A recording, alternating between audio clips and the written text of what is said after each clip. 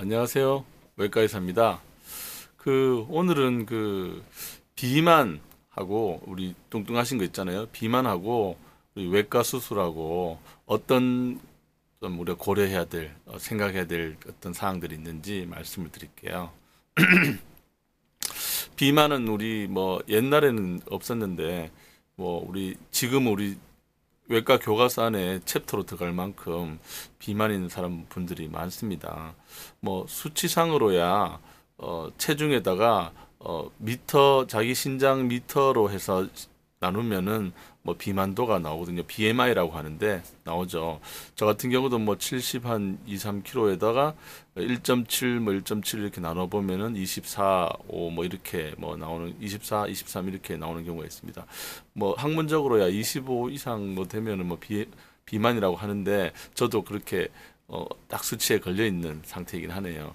근데 실제적으로 보면 뭐 한 30 이렇게 넘어가면은 누가 봐도 이게 어느 정도 체격이 뚱뚱해 보이고 그런 경우가 되죠.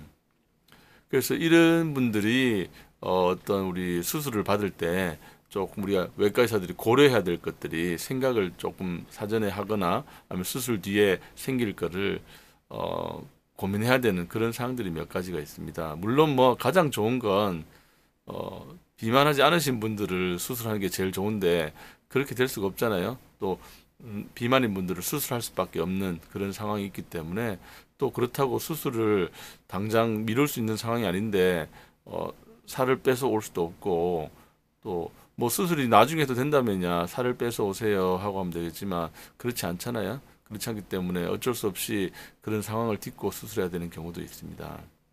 그런 경우에 우리가 이제 생각해야 될 거를 이제 뭐 자세하게는 아니더라도 하나씩 좀 짚어보도록 하겠습니다. 먼저 이게 비만인 분들이 어 갖고 있을 위험성이 기존에 갖고 있을 위험성이 몇 가지가 있는데요. 그 중에 하나가 이제 심혈관계에 문제가 있을 수가 있습니다. 어떤 우리 심장에 허혈성 질환이라든지 뭐 예전에 심근경색을 앓았다든지 아니면은 뭐 심부전이 있다든지 그런 경우가 있을 수 있습니다. 있기 때문에 또 모르고 지냈을 수도 있고요. 그래서 수술 후에 또 심장과 연관된 그런 합병증이 올 수 있다는 걸 늘 조심해야 됩니다.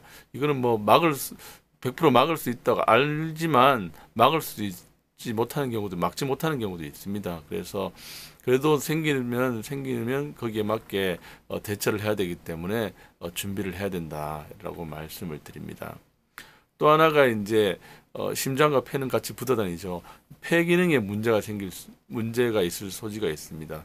어, 이미 뭐 수술 전에 천식이 있다든지 아니면은 폐에 숨 쉬는데 어떤 수면 무호흡증이 있다든지 뭐 그런 경우가 있습니다. 그렇기 때문에 또 숨을 이제 잘 못 쉬고 그런 경우가 있죠. 그래서 수술 뒤에 또 이런 천식이 뭐 발작 일어나거나 아니면은 수술 뒤에 또 우리가 노력해야 되는 것 중에 하나가 이제 숨을 깊게 들이쉬고 해야 되는데 그것이 어려운 경우도 있습니다. 있기 때문에 그런 앞에서 말했던 심장과 폐의 문제를 또 생각해야 됩니다. 또 하나가 있는 게 이제 이 비만한 분들이 어떤 당뇨라든지 고지혈증이라든지 그런 우리 대사성 질환을 또 갖고 있는 경우가 있습니다. 뭐 당뇨는 뭐 말할 것도 없이 이 수술 환자라든지 여러 환자에서 많은 영향을 끼치는 병 중에 하나입니다. 하기 때문에 뭐 감염과 연관되기도 하고 상처도 잘 안 낫고 뭐 그런 것들이 있죠. 그래서 이것도 뭐 하루아침에 나올 수 있는 게 아니라서 혈당 조절을 또 엄격하게 하고 이렇게 하는 수밖에 없습니다. 그래서 그런 당뇨로 인한 대사성 질환으로 인한 또 위험성이 또 하나가 있다. 그 다음에 또 하나가 우리 비만한 분들이 걷는 거라든지 이런 게 쉽지 않거든요. 이게 같은 우리 척추라든지 무릎이라든지 이런 관절이 무게가 자꾸자꾸 올라가면은 이 지탱하기가 어렵잖아요. 그래서 만성적으로 이런 분들이 척추라든지 무릎에 질환을 갖고 있는 경우가 많습니다. 그렇게 되면은 수술 후에 또 앞서 노력해야 되는 것들이 숨도 많이 들이셔야 되고 걷는 것도 많이 해야 되는데 이게 잘 안 되는 경우가 많아요. 그러면은 또 거기로 인한 그거를 잘 못함으로 인한 또 문제가 또 생기기 시작합니다. 그래서 이 하다못해 휠체어라도 계속 자꾸 타게 하는 그런 노력을 할 수밖에 없죠. 그 다음에 뭐 또 이게 혈관이라든지 우리 물론 심장에도 혈관이지만 다른 말초 혈관이나 어떤 정맥이라든지 이런 것에도 이게 뭐 문제가 생길 수 있습니다. 그렇기 때문에 심부정맥 혈전증이 생기기도 하고 그런 위험성이 또 있습니다.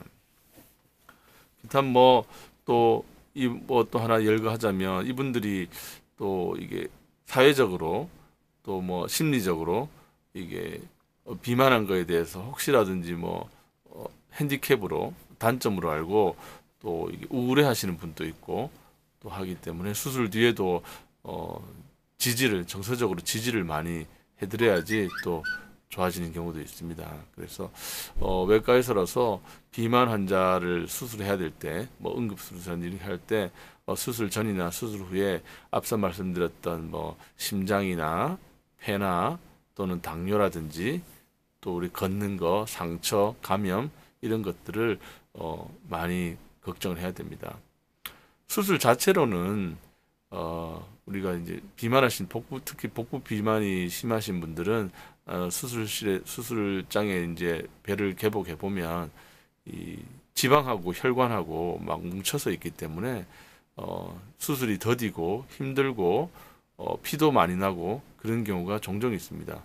외과 의사들이 수술하기 어려운 경우를 일전에 한번 말씀드린 적이 있는데 그 중에 하나가 이제 비만한 경우거든요. 살이 많은 경우에 지방질이 많은 경우에 수술하기가 어렵습니다. 게다가 이게 배 안에서 이 가까운 부분이 아니라 저 깊은 곳에 접근해야 되는 경우는 특히 비만한 분들이 우리 외과 의사들이 접근하기가 상당히 어려운 경우가 많습니다. 수술적으로는 그렇습니다. 그래서 외과 의사들이 이렇게 비만한 분들을 맞닥뜨리게 되면 많은 것을 고민해야 된다라는 걸 말씀드렸습니다. 또 뭐 일대로 비만에 대해서 뭐 나왔으니까 하는 말인데 비만도 요즘에는 물론 뭐 원리야 안 드시면 안 찌잖아요. 그래서 안 드시면 되는데 그게 이제 말처럼 쉽지 않죠. 그래서 여러 가지 뭐 심리적이라든지 습관이라든지 그런 것도 있기 때문에 뭐 아무나 뭐 비만한 분들에게 안 먹으면 안 찌잖아 이렇게 쉽게 얘기할 수 있는 부분은 아닙니다. 그래서 근데 외과적으로 어떤 수술을 통해서 비만을 치료하는 그런 것도 있거든요. 어떤 수술이 있냐면 어차피 뭐 드셔야지 살이 찌는 것이 병이 비만이기 때문에 위장에서 이제 음식을 많이 못 받아들이도록 하는 수술이 있습니다. 그 위장의 크기를 줄여버리는 수술이 있습니다. 그래서 위장의 크기를 줄여버리는 수술이 있고 또 하나는 그걸 이제 위장의 크기를 이제 위장을 잘라서 좀 작아지게 해서 하는 수술이 있고 아니면 위장으로 들어가는 구멍을 작게 해가지고 음식을 많이 못 먹게 만드는 그런 수술이 있습니다. 그런 두 종류의 수술이 있고 또 하나는 이제 정상적으로 위장에서 밥을 먹으면 위장하고 소장하고 십이지장 소장을 거쳐서 소화가 돼서 이제 영양분을 흡수하잖아요.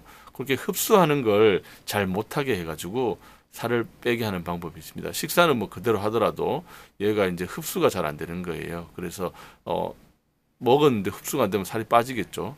그래서 그렇게 하는 방법이 있습니다. 그거는 이제 위장이랑 소장이랑 이제 연결해가지고 소장도 이제 첫 부분이 아니라 소장도 이 첫 부분, 중간 부분, 말단 부분이 있는데 한 중간 부분 정도에다가 연결을 해버리면 음식을 먹어도 얘가 제대로 소화가 안 되고 배변을 해야 되기 때문에 만성적으로 이제 흡수를 막게 됩니다. 그래서 이제 살을 빼게 하는 그런 기전의 수술이 있습니다. 그래서 그 수술마다 뭐 장단점이 있긴 한데 저는 뭐 비만 수술을 잘 하진 않습니다. 거의 한 적이 없고요. 학문적으로는 그렇게 해서 비만을 치료하기도 합니다. 오늘은 제가 최근에 뭐 비만한 분을 응급 수술을 하다 보니까 비만과 어떤 외과 수술에 있어서 어떤 뭐 심폐 관리라든지 심장과 폐의 문제나 당뇨의 문제 그런 게 있다는 걸 말씀드렸고 또 우리 비만도 우리 외과 수술로 어떤 치료를 하는 그런 시대가 되었다는 것을 말씀드립니다.